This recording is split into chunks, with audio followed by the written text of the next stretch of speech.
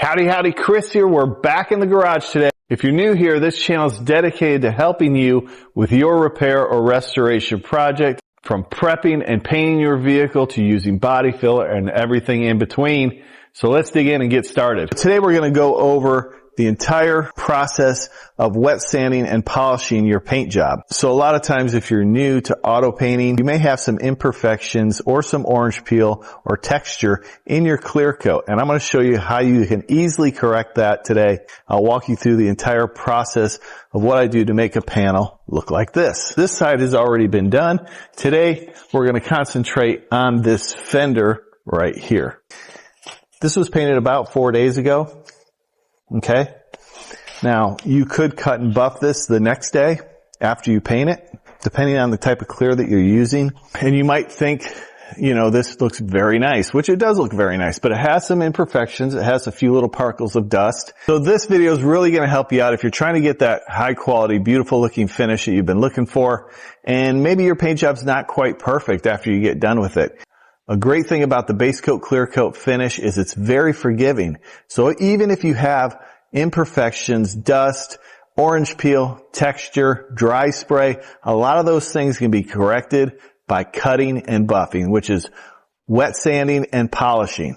And I have a process that I use. The process is always evolving, and I've improved it over the years, and I found out what works best for me.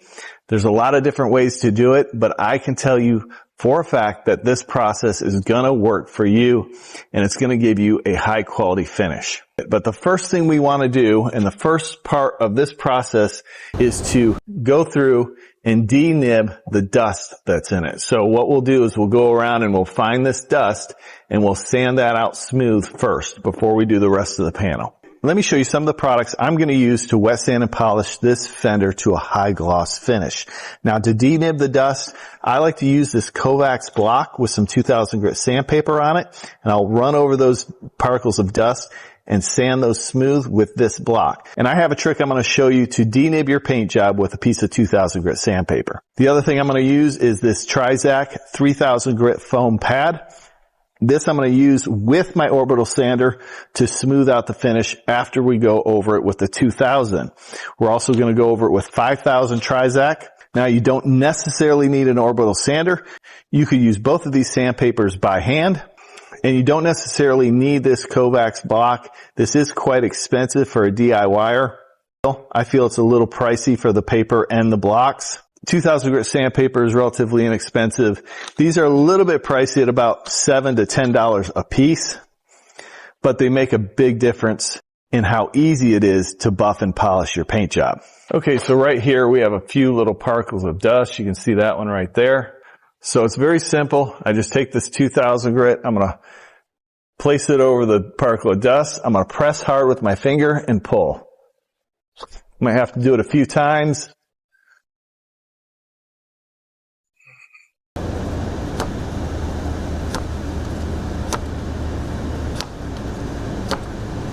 So this is going to take the majority of this trash out of your paint job, and then we'll go over this entire area and refine it with the 2000 grit. So as for the rest of this panel, I'm going to go around with this Kovacs block. Like, we have a particle of dust right here. This is 2000 grit. I find that this buffs out really easy, so we're just going to sand that out. This is a little piece of lint I see here. Just going to sand this out until it's nice and smooth. We want it to be totally smooth. We'll go around and denib this entire fender, and then we'll move on to the next step. If you didn't want to denib it at all, you could just wet sand it with the 2000 grit sandpaper.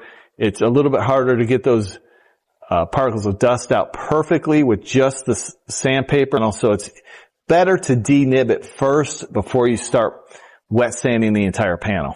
There was quite a bit of dust in this fender, but it wasn't really large dust. It was small imperfections, so it was really easy just to sand those out.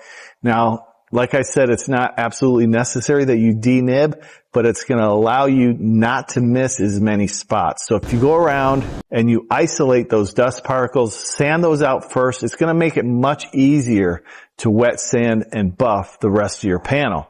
The texture's not even too bad on this. It's actually very smooth.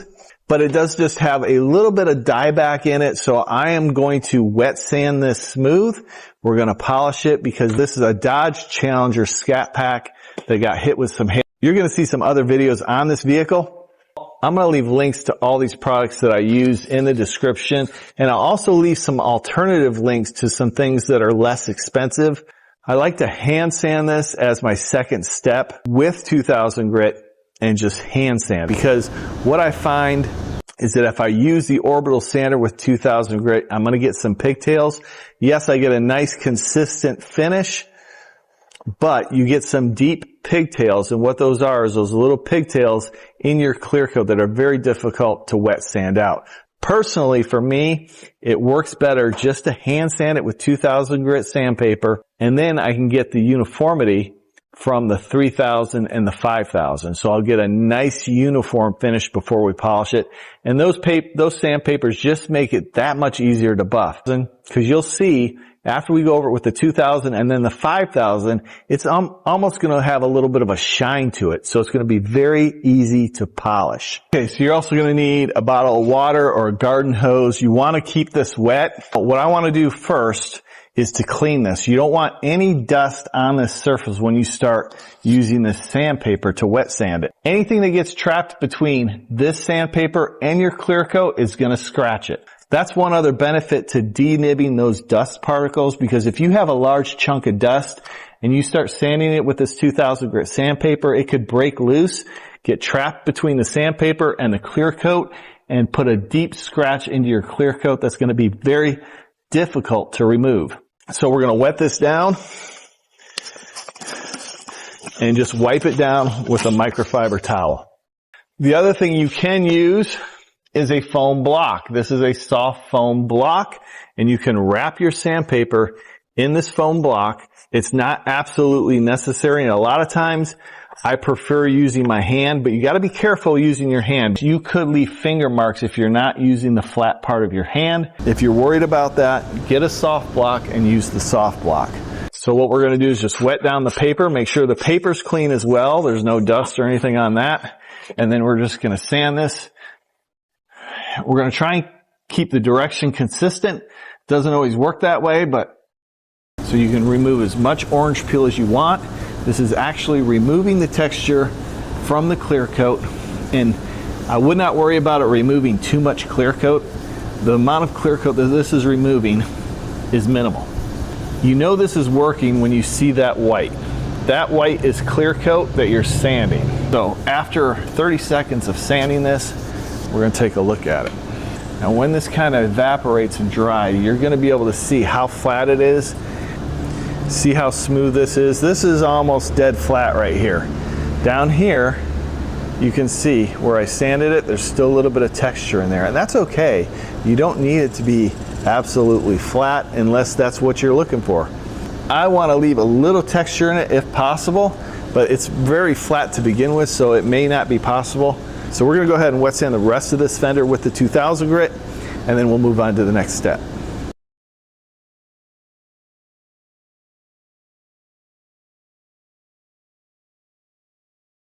One thing I forgot to mention is when you're wet sanding, you want to stay away from these body lines. If you sand on those body lines, you will burn through that clear coat. So stay away from the body lines. Only do the flat surfaces. Just pay attention to the sound it's making when you're sanding, because you'll be, and the feel, because you'll be able to feel if you get something trapped underneath your sandpaper, in between the sandpaper and the clear coat. Okay, so now this is dried up. Let's take a look at it. Okay, so if you look here, you can see how smooth it is. Even right here, there's a little bit of texture. That's okay. But that's what it should look like after sanding it with 2000 grit. Nice and smooth. Like I said, you can take it as flat as you want or leave a little peel in it. It's okay to have a little peel in your paint job. All vehicles have some peel in their paint. Let's go over this with the 3000 trizact. Now, you can use it by hand. Now, if I were to use this by hand, but you could just use this just like this, okay? I'm just going to do a little spot here by hand, and then I'll show you what it looks like. You hear that nice uniform sound? when I'm sanding it. Now, if you heard a little bit of a scratching sound, you would want to clean your paper, check your paper, make sure haven't got anything trapped underneath that sandpaper, okay? So you see how this is a little bit shinier, and then we get over to here where we've got the 2000 grit. This has a little bit more shine to it. That's because we've refined those 2000 grit scratches to 3000. Let's hit it with a little 5000. Let's try this. So now we've got the 5000. See that shine? We've got the 3000. And then over here we got the 2000. Let's use the orbital sander. We got the 3000 trizact. Let's hit it with that. Again, we're staying away from the edge, the body lines, okay? And this really doesn't have to take a lot of time. This fender would not take much time at all if I wasn't videotaping it.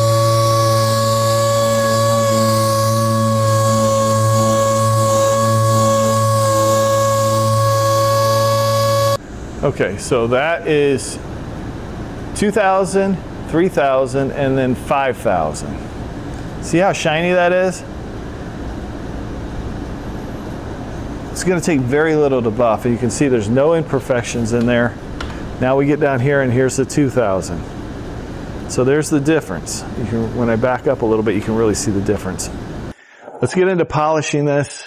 I really didn't want this to be a long video, but I want it to be detailed enough that you have all the information you need to get this done. If you have your own process for doing this, leave it down in the comments below. Just give me a quick list of how you do it, because I'd be interested to know. Now that I've shown you the process, I'm going to go ahead and go over this entire fender with the 3000, then the 5000, and then I'll share with you some tips on how to polish this up so it has a beautiful looking shine.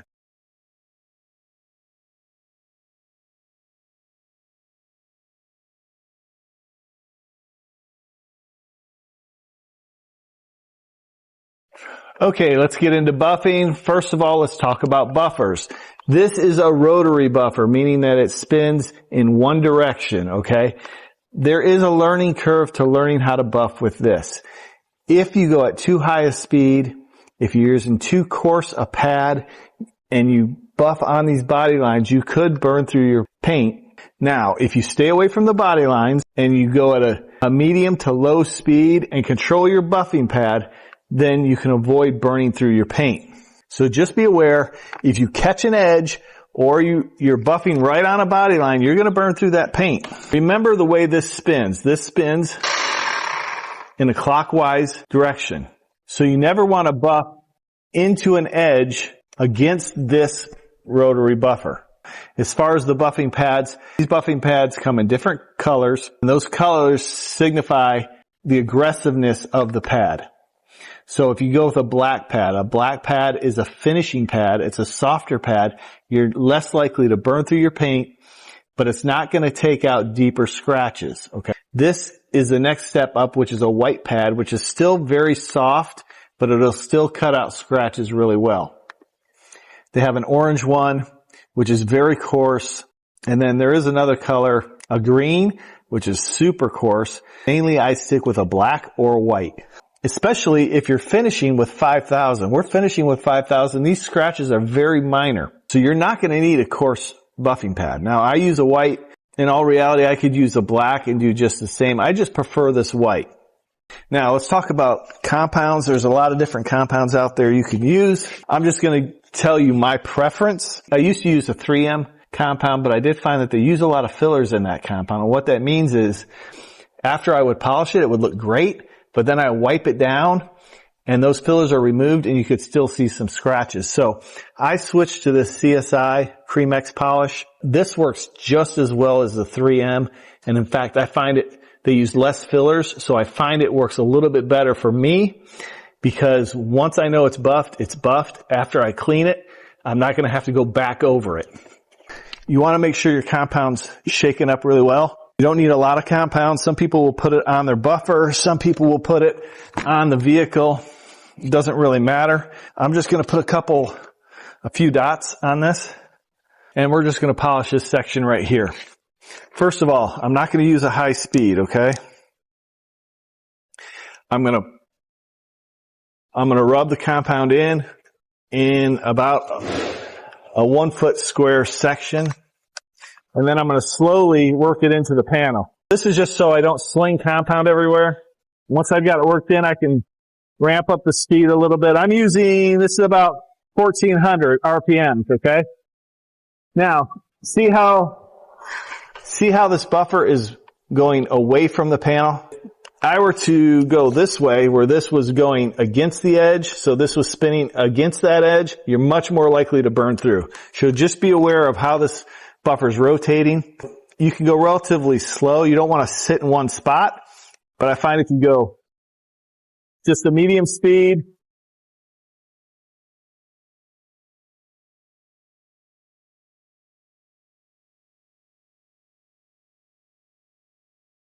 make a few passes over this.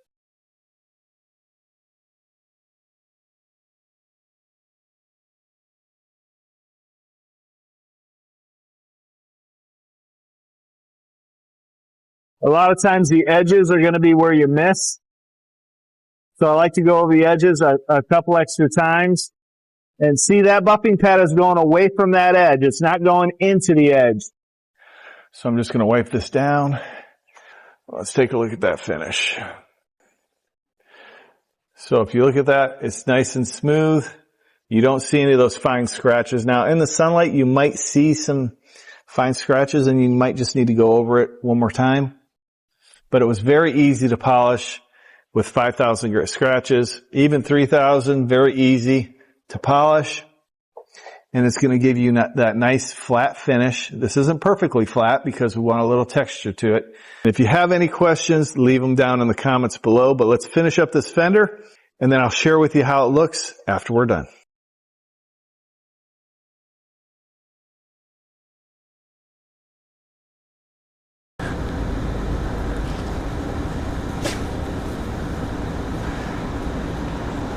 So no matter how your clear coat looks when you're done spraying it, this is how it can look after you cut and buff it, wet sand it, and polish it.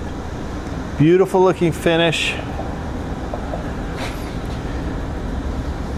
High gloss, flat, and dirt free. If you want to learn more about paint and body repair, check out this video now. I appreciate you watching. We'll see you next time on Garage Noise.